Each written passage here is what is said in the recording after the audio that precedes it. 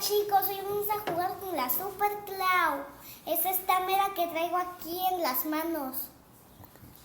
Hay de varios colores, ¿verdad? Hay de varios colores. Yo ahorita me compré el naranja. Solo que por nada en el mundo tiene que ser caliente porque se les va a quedar todo pegadísimo en las manos. Exacto, y tienen que jugar con ella para que se arregle eso y ya no se pegue, sí, y quede como, pues como una nube. Super Cloud, ¿te acuerdas qué quiere decir Super Cloud? ¡Super nube! Exacto. ¡Super nubecita! Y así se siente muy suavecito, ¿verdad? ¿Parecido a qué? ¿Te acuerdas qué me dijiste?